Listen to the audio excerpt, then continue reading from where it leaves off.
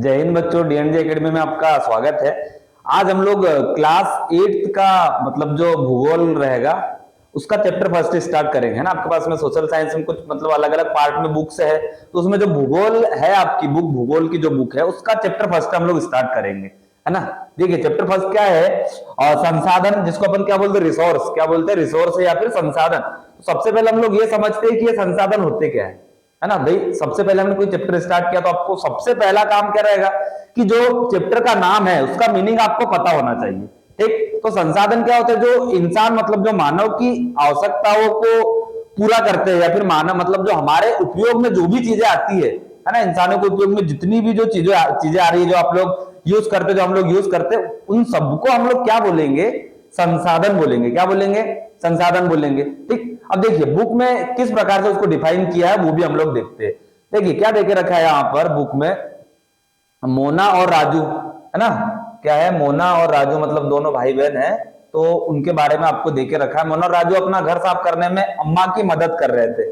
मतलब मोना और राजू दोनों क्या कर रहे थे, घर साफ करने में जो मतलब उनकी मम्मी थी उनकी हेल्प कर रहे थे, ठीक। और फिर क्या था कि इन सभी चीजों को देखो, जैसे कपड़े, बर्तन, है ना। क्या देके रखा है, कपड़े, बर्तन, अनाज, कंघा, शहद, है ना, शहद की बोतल हो गई, और क्या है, किताबें। इन सभी चीजों को आपको देखना है। इनमें से प्रत्येक वस्तु आपकी उपयोगी है, मतलब हर कोई वस्तु जो है आपके उपयोग में आती है ना। कपड़े भी, बर्तन भी, अनाज, कंघा, शहद की बोतल, किताबें। मोना ने कहा इसलिए यह महत्वपूर्ण है ना। मतलब फिर मोना ने क्या कहा, अच्छा इसीलिए महत्वपूर्ण है क्योंकि ये सब हमारे उपयोग में आती है। फिर अम्मा ने क्या कहा, यही संसाधन कहलाते। फिर अम्मा ने क्या कहा कि यही क्या कहलाते हैं, संसाधन कहलाते हैं। अब फिर क्या हुआ, क्वेश्चन आया कि भाई संसाधन क्या है। जैसे बच्चों में या मतलब आप लोगों में क्यूरियोसिटी होना चाहिए कि भाई क्वेश्चन पूछे, है ना। बार बार आप जितने ज्यादा क्वेश्चन पूछोगे उतना ज्यादा आप अपने आप को डेवलप करोगे, ठीक। तो क्वेश्चन जैसे ही आया, है ना, अम्मा से किसने कहा, राजू ने क्वेश्चन पूछ लिया कि भाई संसाधन है तो संसाधन क्यों बोलेंगे इनको हम, ठीक। तो अम्मा ने बताया प्रत्येक वस्तुएं जिनका उपयोग आवश्यकताओं को पूरा करने के लिए किया जाता संसाधन कहलाते हैं। यहां से डेफिनेशन अपनी चालू हुई, ठीक। ये हो गई आपकी डेफिनेशन, तो ये आ गई आपकी यहां तक क्या डेफिनेशन, ठीक। क्या, प्रत्येक वस्तु है जिसका उपयोग आवश्यकताओं को पूरा करने के लिए किया जाता है ना। जो भी वस्तुएं जिनका हम लोग उपयोग कर रहे हैं वो सारे ही संसाधन है हमारे पास, जितनी भी हम वस्तुएं उपयोग में लाते हैं, ठीक। तो ये सारे क्या कहलाएंगे, संसाधन कहलाते। अपने घरों के मतलब अपने चारों ओर देखिए और निरीक्षण कीजिए कि आप संसाधनों के विविध प्रकार को पहचानने में सक्षम होंगे। आप चीजें देखिए, आपको बहुत सारी चीजें समझ आएगी कि भाई कौन कौन से संसाधन होते हैं। आप प्यास लगने पर जो जल पीते हैं, आप अपने घर में जिस विद्युत का उपयोग करते हैं, स्कूल से घर पहुंचने के लिए उपयोग किया गया रिक्शा, पाठ्य पुस्तक जिसका उपयोग आप अध्ययन के लिए करते हैं, ये सभी संसाधन है। जितनी भी चीजों का आप उपयोग कर रहे हो ये सारे क्या कहलाते हैं, संसाधन कहलाते हैं। चलिए आगे फिर क्या देखे रखा अपने पास में,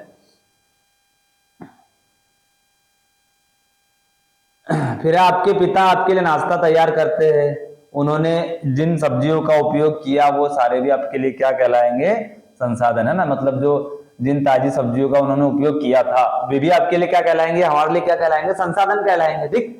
जल, विद्युत, रिक्शा, सब्जियां, पाठ्य पुस्तक सभी कुछ एक जैसा क्या है, उनमें से सभी वस्तुओं का उपयोग आपके द्वारा किया गया है, इसलिए ये सारे उपयोगी है। और जब उपयोगी है तो उसका क्या है, संसाधन भी वो कहलाते हैं, ठीक। चलिए फिर है, राजू अब जानना चाहता है कि कोई भी वस्तु संसाधन कैसे बनती है। राजू का क्वेश्चन आया वापस से कि भाई कोई भी चीज संसाधन क्यों बन पाती है ना।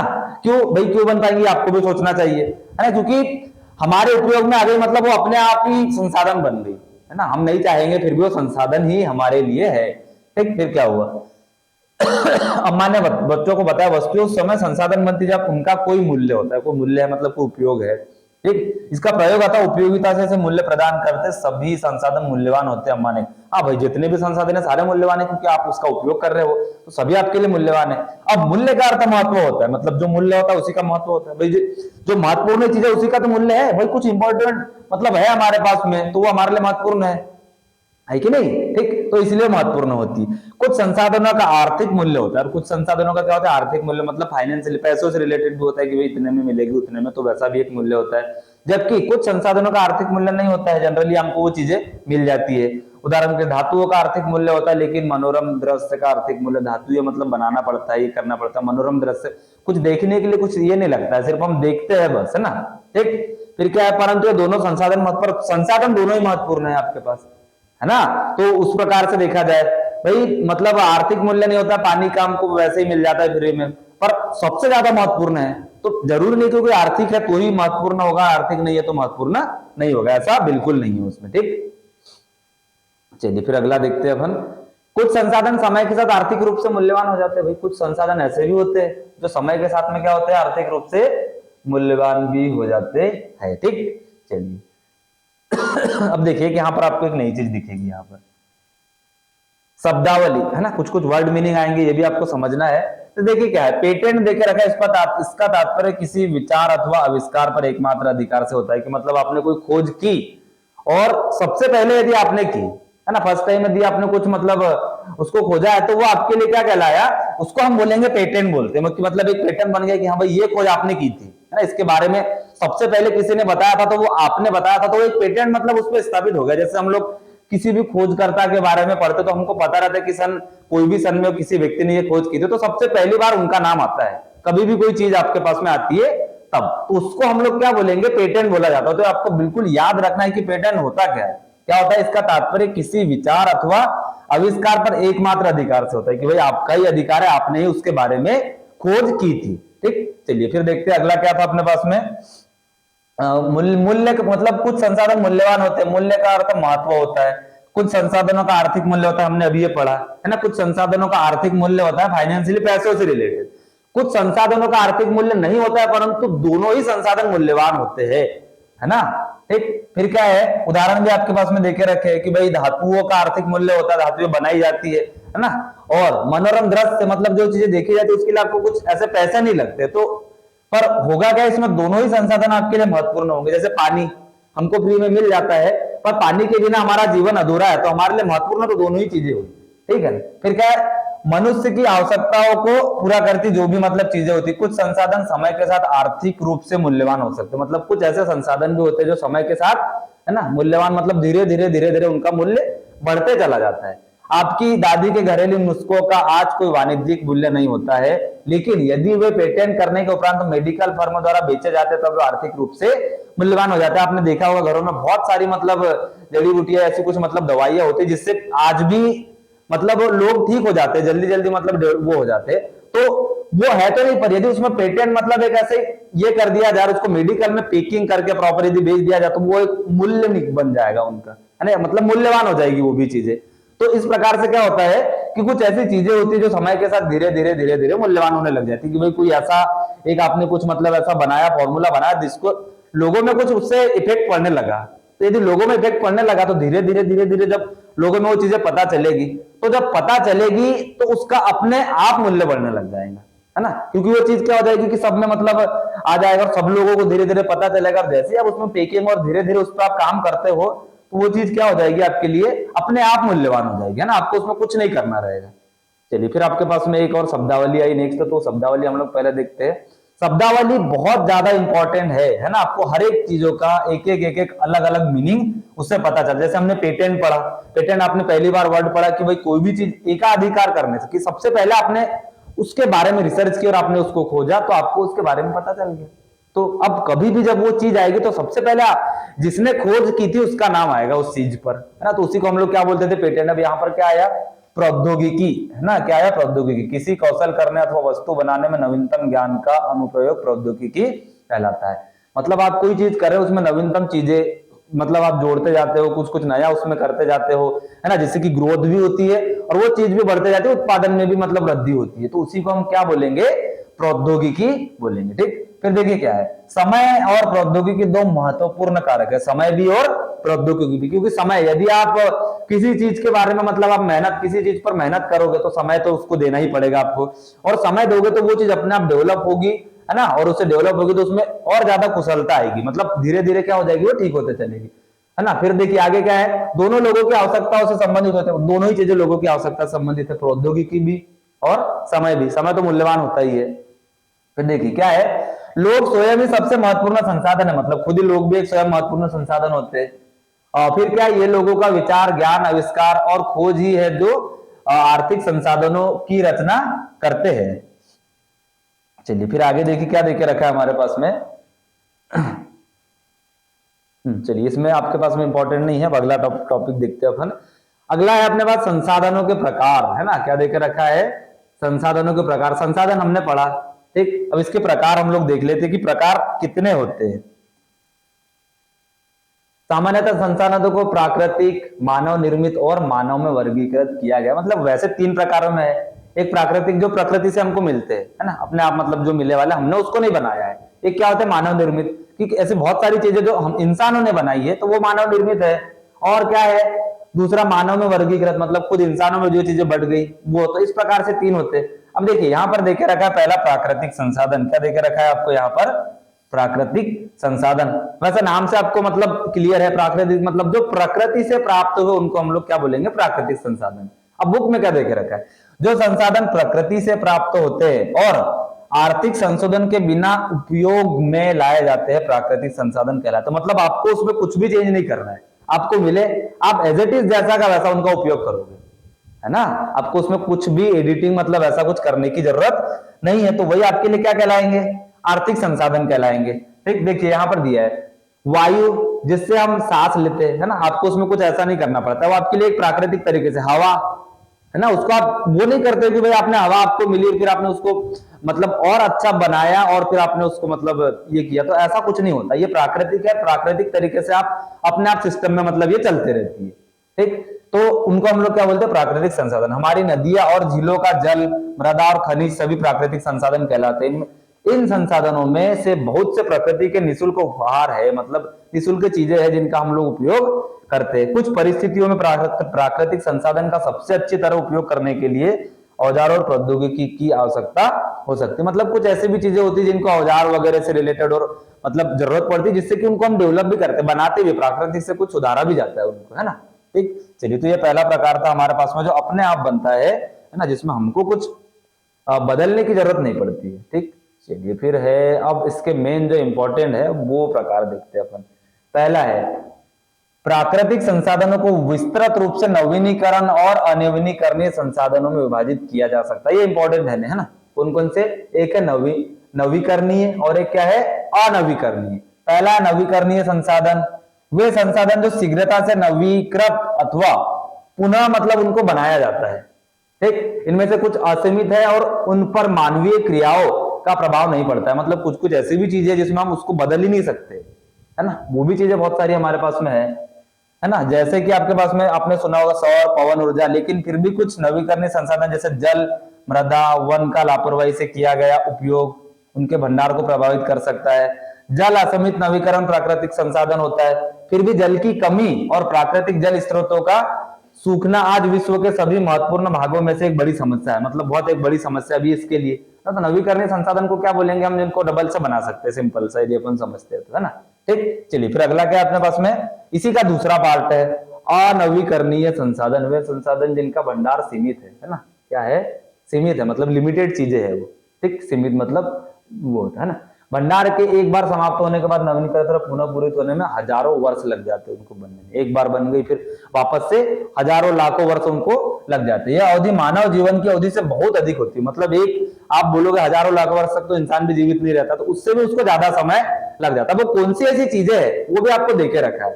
ठीक, जैसे देखिए इस प्रकार से संसाधन अनवीकरणीय कहलाते हैं। जैसे कोयला है, एक बार बन गया, रिपीट हम उसको जल गया, मतलब वापस से नहीं बन सकता। पेट्रोलियम अथवा प्राकृतिक गैस इसके कुछ उदाहरण है। जैसे अपन पेट्रोल की बात करें तो पेट्रोल आपको पता है कैसे बनता है ना। कुछ भी जो मतलब जीव जंतु है, जो भी मतलब धीरे धीरे जो सड़ जाते हैं, हो जाते हैं, जो अंदर चले जाते हैं, हजारों साल के बाद में डेवलप होके और फिर उनसे कच्चा तेल मतलब क्रूड ऑयल हम जिसको बोलते हैं वो निकलता है और उसको रिफाइन मतलब रिफाइन किया जाता है, उसके बाद में वो पेट्रोल बनता है। तो ये बहुत लंबी प्रोसेस हो जाती है ना। मतलब हजार, है ना, हमारे यहाँ आपने देखा होगा कि हमारे इंडिया में आज भी पेट्रोल वगैरह के लिए खदानें नहीं, आप इराक ईरान साइड जाओगे आपको मिलेगी, है ना। तो ये सब निकलने के पीछे का सबसे बड़ा रीजन क्या था, डायनासोर के बारे में आपको पता है। तो वो हजारों लाखों करोड़ों वर्ष पहले की बात है। उस समय जब एस्ट्रॉइड अपने मतलब पृथ्वी से टकराया था, उस समय की ये सारी प्रोसेस थी। तो उससे जो है पेट्रोलियम मतलब ये सब बना था। वही बात कोयले की अपन करें, कोयले में भी आपने देखा होगा भूकंप वगैरह आते, जैसे कुछ पेड़ पौधे कुछ जमीन में चले जाते, कुछ पत्थर जमीन में चले जाते, उससे जो बहुत सालों बाद में जो खराब और जो काले प्रकार वो जो निकलते तो वो कोयला कहलाता है ना। तो इस प्रकार से क्या होता है कि अनवीकरणीय संसाधन कहलाते कि एक बार उपयोग में लाने के बाद डबल उपयोग में नहीं आते और हजारों लाखों करोड़ों वर्ष लग जाते एक बार के बाद उनको बनने में। ठीक, फिर देखिए अगला हमारे पास में मानव निर्मित संसाधन है ना। आपको नाम से ही इसका मतलब क्लेरिफिकेशन मिल जाएगा, मानव निर्मित मतलब है ना। मानव निर्मित से संबंध क्या है भाई, मानव द्वारा बनाए गए। कभी कभी प्राकृतिक पदार्थ तब संसाधन बन जाते जब उनका मूल रूप बदल दिया जाता है ना। मतलब कुछ प्राकृतिक चीजें तो है पर उनकी कोई कीमत नहीं होती, पर यदि मानव द्वारा उसका मूल रूप बदल दिया जाए और उसमें कुछ अच्छा बदलाव कर दिया जाए तो वो आपके पास में मानव निर्मित बन जाएंगे। जैसे यहाँ पर उदाहरण देके रखा है, लोहा अयस्क उस समय तक संसाधन नहीं था जब तक लोगों ने उसमें लोहा बनाना नहीं सीखा। भाई लोहा मान लो हमने देखा या सोना जो निकलता है खदानों से, किसी भी चीज के बारे में उसकी कोई कीमत नहीं है जब तक यदि हम उसको प्रॉपर मतलब उसको जो भी करना है उसको नहीं बनाया, अच्छे से नहीं किया जाए उसको, तो कोई उसकी मतलब वैल्यू नहीं। पर यदि मानव द्वारा उसको कुछ अच्छा मतलब उसमें रूप रंग बना दिया जाए या उसका आकार दे दिया जाए अच्छा सा, तो वो मानव निर्मित कहलाते, वो संसाधन बन जाते, मतलब मूल्यवान संसाधन बन जाते हैं। ठीक, तो इसीलिए जो होता है मानव निर्मित संसाधन उसको बोला जाता है। फिर आगे हमारे पास में लोग प्राकृतिक संसाधनों का उपयोग है ना, जो प्राकृतिक संसाधन होते हैं उनका उपयोग पुल बनाने में, सड़क बनाने में, मशीन वाहन बनाने में और न जाने कितनी ऐसी चीजें जिनको बनाने में हम लोग प्राकृतिक संसाधनों का उपयोग करते हैं। फिर है, इसलिए हम जैसे लोग प्राकृतिक संसाधनों का उपयोग करके मानव निर्मित संसाधन बनाते हैं, मोना ने समझते हुए कहा। राजू ने स्वीकृति में सिर हिला लिया। मतलब ये सारी चीजें किसको समझाई गई थी, राजू को समझाई गई थी उनके मम्मी द्वारा है ना। तो मोना ने फिर पूछा कि हाँ समझ आएगा, तो उन्होंने बताया कि हाँ अब हमको जो है प्रॉपर तरीके से मतलब समझ आ चुका। तो ये सब इनके लिए पूरी कहानी थी और उसके बारे में बताया गया। ठीक, फिर अगला है अपने पास में क्या है, मानव संसाधन। ये भी उसी से संबंधित है ना, जो मानव द्वारा उपयोग किए जाते हैं। लोग और अधिक संसाधन बनाने के लिए प्रकृति का सबसे अच्छा उपयोग तभी कर सकते हैं जब आप ऐसा करने का ज्ञान, कौशल और ये सारी चीजें आपके पास में है ना। आपके पास में कुछ उससे रिलेटेड ज्ञान हो या आप कुछ ऐसा करना चाहते हो तब आप कर सकते हो, अदरवाइज तो आप कुछ नहीं कर सकते, मतलब कर सकते हो उसमें। भाई हमारे पास में कच्चा तेल है, सब कुछ भी है, पर यदि हमको पेट्रोल बनाते नहीं आ रहा है तो हम वो हमारे लिए कुछ भी उसकी कीमत नहीं है ना। कोई भी आपके पास में कीमत नहीं रहेगी उसकी। तो सबसे पहली चीज कि आपको उस चीज का ज्ञान होना चाहिए और उसमें कुशलता भी होना चाहिए। कौशल भी मतलब आप अब उसमें देखिए, ज्ञान है आपको, आपने थ्योरेटिकली पढ़ लिया, प्रैक्टिकली नॉलेज चाहिए तो आपको वो चीज करके ही देखना पड़ेगा। एक बार, दो बार, 1000 बार आपको प्रैक्टिस करोगे तो आपको उसमें कौशल मतलब कुशलता हासिल होगी और उसके बाद में आप धीरे धीरे वो चीजें सीखने लग जाओगे। तो सिर्फ थ्योरेटिकली नॉलेज से आप कुछ नहीं कर सकते, आपको प्रैक्टिकली नॉलेज होना चाहिए, तभी कौशल ज्ञान मतलब एक आपको मिलेगा। ठीक, सूखे के कारण फसलों का विनाश क्या है, मैं इसका समाधान निकाल सकती हूँ है ना। तो सबसे पहले तो आपको पता है कि भाई पेड़ पौधे और बाकी चीजें आपको वो करना पड़ेगा कि पेड़ हम काटे नहीं, प्रदूषण नहीं फैला है। तो उससे क्या होगा कि मौसम सही तरीके से रहेगा। अभी आप देखते हो कि कोई भी मतलब किसी भी समय में कुछ भी होते रहता है ना। बारिश में गर्मी हो रही, गर्मी में ठंड लग रही, ऐसा कुछ भी प्रोसेस होती है। ये इसके पीछे का कारण क्या है कि भाई सब प्रॉपर सही प्रदूषण हो गया सबसे पहली चीज तो है ना। मतलब गोली दवाइयों से रिलेटेड सब कुछ, पेड़ पौधे कट रहे हैं, ऐसा सब कुछ मतलब हो रहा है। तो इसीलिए क्या हो रहा है कि पृथ्वी भी जो है विनाश के ऊपर मतलब चल रहा है उसका भी।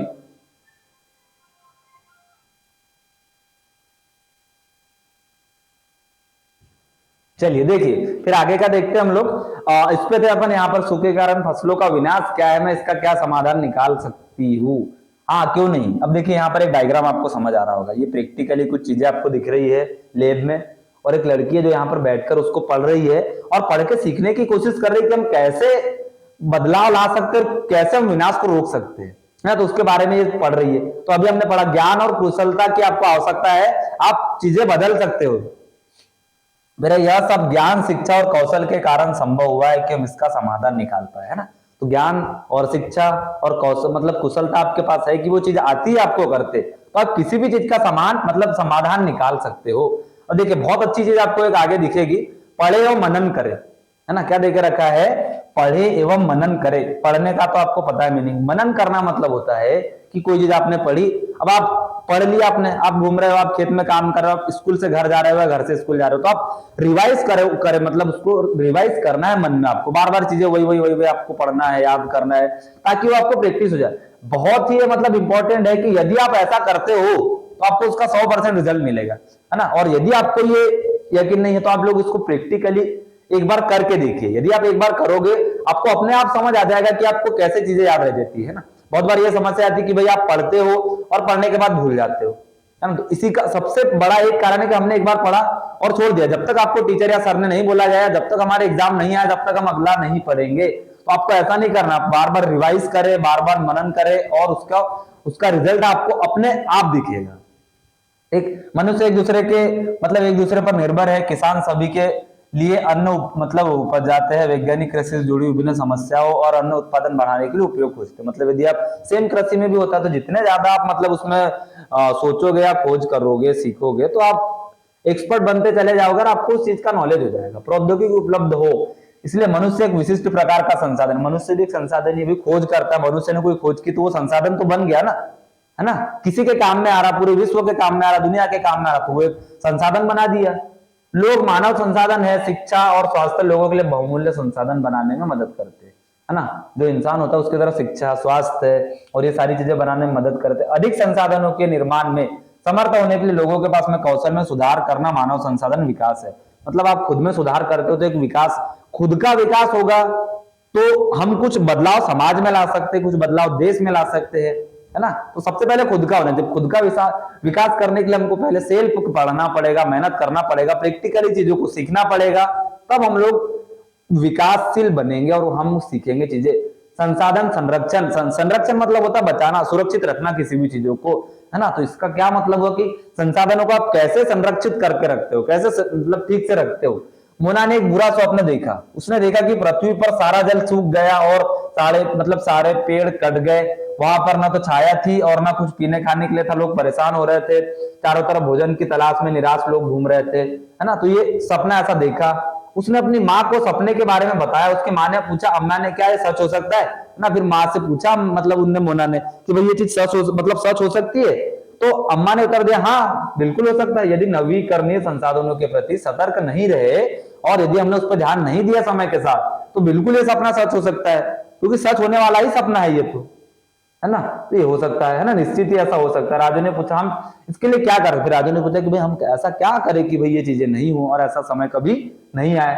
बहुत कुछ अम्मा ने उत्तर दिया। आपने अपने दोस्तों से बात क्यों नहीं करते। संसाधनों का सतर्कता पूर्वक उपयोग करना और उन्हें नवीकरणीय के लिए समय देना संसाधन संरक्षण कहलाता है। कि जो भी चीजें उसको प्रॉपर तरीके से करना, पर्यावरण में सुधार लाना, ये सारी चीजें हम यदि करते हैं तो पेड़ पौधे नहीं काटना, तो हम भविष्य में मतलब संतुलन बना सकते हैं। सतत पोषी विकास कहलाता है। संसाधनों के संरक्षण के अनेक तरीके होते हैं।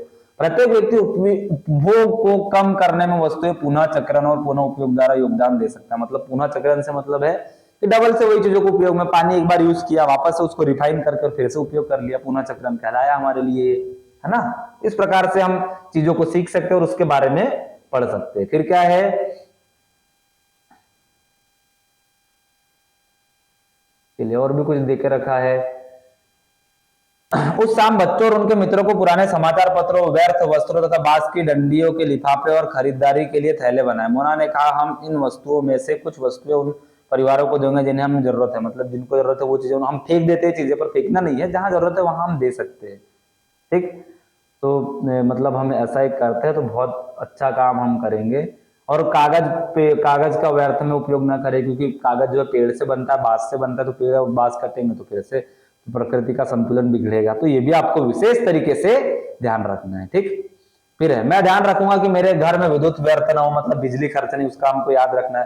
पंखे, लाइट, जो भी चीजें जिससे बिजली वेस्ट होती है वो आपको ध्यान रखना है, क्योंकि बिजली पानी से बनती है और पानी वेस्ट होगा तो फिर प्रकृति का संतुलन बिगड़ेगा, ठीक। तो ये सारी चीजें मैं विश्वास दिलाती हूँ कि मैं घर में जल बेकार नहीं होगा। जल की एक एक बूंद मूल्यवान है। आशा ने कहा, बच्चों ने कहा, हम सभी मिलकर अंतर ला सकते हैं। यह कुछ कार्य मोना, राजू और उसके मित्रों ने किए। आप क्या विचार है, मतलब आपका क्या विचार, आप ऐसा कर सकते हो, है ना। आप संसाधन संरक्षण में कैसे मदद करने जा रहे हो। हमारी पृथ्वी इस पर निवास करने वाले लोगों का भविष्य पौधे और परितंत्र की सुरक्षा संरक्षण से जुड़ा है। अब यह सुनिश्चित करना हमारा कर्तव्य हो जाता है कि सभी नवीकरणीय संसाधनों के उपयोग सतत पोषी है, पृथ्वी पर जीवन की विविधता संरक्षित की जाए। फिर क्या, प्राकृतिक पर्यावरणीय तंत्र की हानि को कम से कम किया जाए। मतलब उसको हम पूरा ये नहीं कर सकते, पर हम कोशिश यदि करें बदलाव ला सकते हैं। इसमें क्वेश्चन ये आएगा कि भाई हम कुछ लोग यदि करते तो उससे क्या होगा। तो बूंद बूंद से घड़ा भरता है, यदि हम शुरुआत करते तो धीरे धीरे धीरे धीरे धीरे धीरे चीजों में बदलाव आने लगेगा, है ना। और चीजों में बदलाव आएगा तो अपने आप प्रचुर में संतुलन बन जाएगा। तो जिस समय पर जो चीज होना वही चीजें होगी, है ना। इस प्रकार से हम बदलाव ला सकते हो। तो आप लोग विशेष करके ध्यान रखिए कि जो चीजें हमारे बस में वो चीजें हम उसमें सुधार करें, है ना। तो उससे धीरे धीरे क्या होगा, और लोगों को बताए भी हम कि हाँ भाई ये चीजें ये नहीं करना, इसका मतलब वेस्ट नहीं करना इन चीजों को। तो समय के साथ चीजें बदलते जाएगी, लोग समझते जाएंगे और धीरे धीरे एक समय बाद में पूरे देश में, पूरे समाज में, पूरे विश्व में बदलाव आ जाएगा। ठीक, तो ये था हमारा संसाधन का चैप्टर, है ना। अब जो है बाकी इसका नेक्स्ट जो टॉपिक रहेगा वो हम लोग नेक्स्ट क्लास में देखेंगे।